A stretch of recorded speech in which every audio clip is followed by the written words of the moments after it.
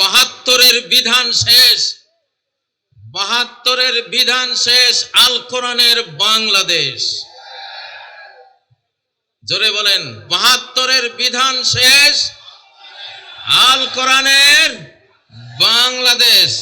আমরা ৭২-এর বিধান দেখেছি, বিগত ১৭ বছর নিষ্পেষিত হয়েছি, নির্যাতনের স্টিম রোলার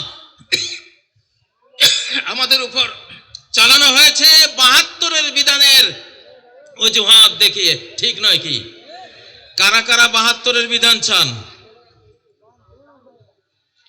ভুলেও কেউ হাত তুললো না, মাশাআল্লাহ। আমরা কি চাই? ৭২-এর বিধান শেষ, আল কোরআনের বাংলাদেশ ইনশাআল্লাহ।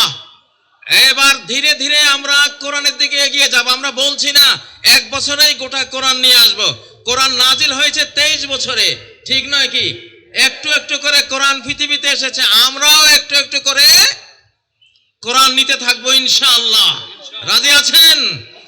ডক্টর ইউনূস সাহেব, ওয়াকারুজ্জামান সাহেব, যারা রাজনীতি করছেন, সবার প্রতি এই মাহফিল থেকে আমরা দাবি দিলাম, আমাদের ৭ জানুয়ারি যে সংবিধানের রিপোর্ট পেশ করা হবে, সেই রিপোর্ট কোরআনের সাথে মিলতে হবে একেবারে অক্ষরে অক্ষরে। যদি